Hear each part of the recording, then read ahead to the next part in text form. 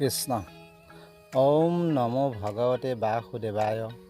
ওম নমো ভগৱতে বাসুদেৱায়। ওম নমো ভগৱতে বাসুদেৱায়।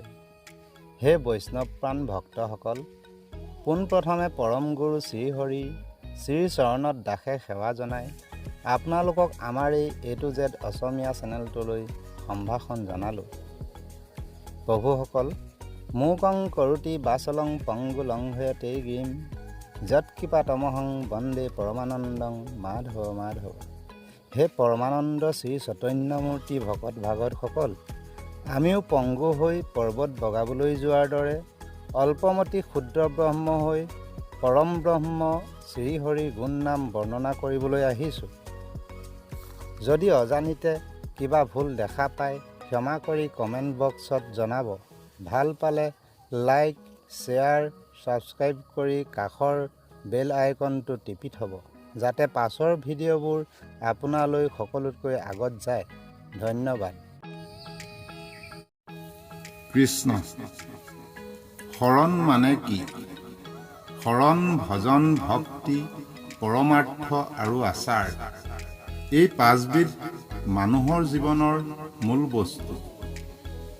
গীতাৰ সামৰণি অধ্যায় মুখ্য যুগত শ্ৰীকৃষ্ণ ভগৱন্তে অৰ্জুনক সত্য কৰি কৈছে, যি সকলোৰে হৃদয়ত বাস কৰি জগতক চলাইছে, সেয়ে মই মোৰ শৰণাপন্ন হৈ মোতে মগ্ন হৈ মোতে সকলো অৰ্পণ কৰি মোকে সেৱা পূজা কৰা, তেতিয়া অবিনাশী পৰম শান্তিস্থান পাবা। আন যিমানবিলাক ধৰ্মানুষ্ঠান আছে সকলো ত্যাগ কৰি মাত্ৰ মোতেই শৰণ ল'লে সকলো পাপৰ পৰা উদ্ধাৰ হ'বা। এয়াই গীতাৰ সাৰমৰ্ম। ঈশ্বৰত আশ্ৰয় কৰি অপবিত্ৰ দেহাক পবিত্ৰ কৰাকে শৰণ বোলে।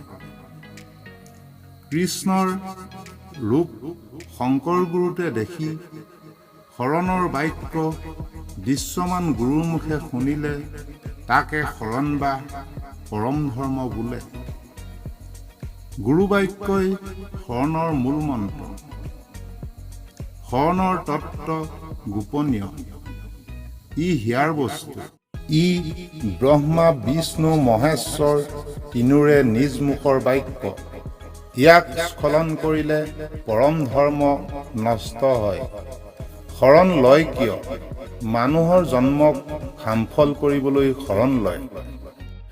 হৰি চৰণত শৰণ লৈলো, হৰি নাৰায়ণ,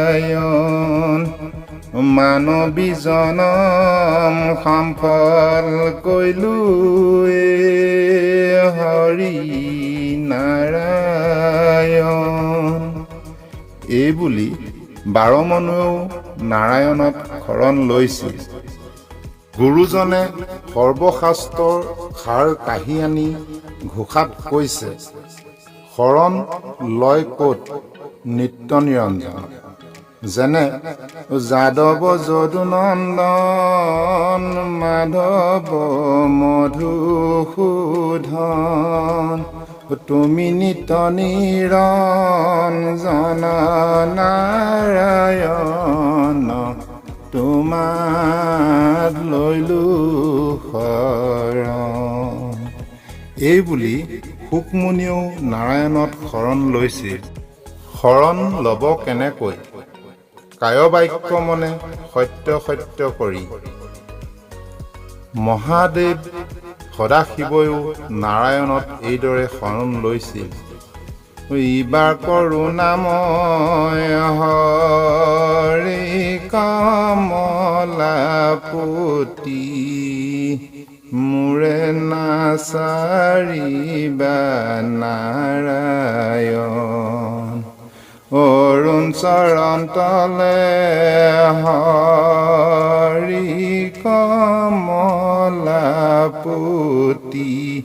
সৈতে সৈতে পখিলো শৰণ। গুৰুত কৃষ্ণৰ ৰূপ স্থাপন কৰি দুই কো এক কৰি শৰণ ল'ব। যেনে গোপাল গোবিন্দ যদুনন্দন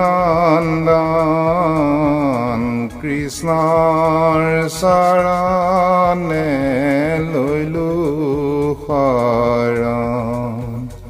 এই শৰণত জাম্বৱন্তে নাৰায়ণৰ ওচৰত লৈছিল।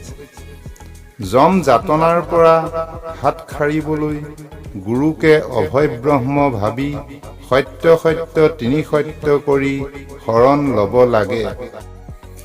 গুৰুজনে ঘোষাত কৈছে, ৰাঘৱৰ অভয় চৰণে সত্যে সত্যে পখিলো শৰণে। এই বুলি কপিল মুনিয়েও শৰণ লৈছিল। শৰণ নহ'লে মানৱী জনম সফল নহয়। ৰামৰ চৰণে শৰণ লৈলো, মানৱী জনম সফল কৰিলো। এই বুলি যমেও শৰণ লৈছিল। ঘোষাত কৈছে, ৰাম ৰঘুপতি ৰঘুনন্দন তোমাৰ চৰণে লৈলো শৰণ। বিভীষণেও শৰণ লৈছিল। মই দুৰাচাৰ কেৱলে তোমাৰ অপৰাধী নাৰায়ণ ক্ষমি উপহৰি লৈও দাস কৰি পখিলো শৰণ। এই বুলি হনুমন্তয়ো ৰামত শৰণ লৈছিল। হে কৃষ্ণ স্বামী তজু পাৱে আমি কেৱলে শৰণ চাওঁ। কৰা অনুগ্ৰহ মায়াৰ নিগ্ৰহ তেৱেহে প্ৰভু এৰাওঁ।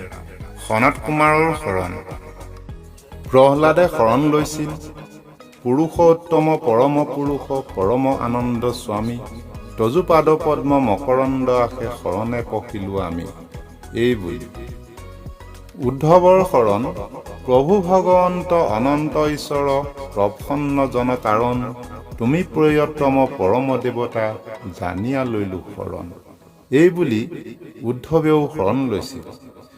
উদ্ধৱ মৈত্য আদি 6 ভক্ত ভীষ্ম জনক বিদুৰ আদি 12 বৈষ্ণৱ 4 বেদ ব্ৰহ্মা আদিকে কৰি সকলোৱে শৰণ লৈছে।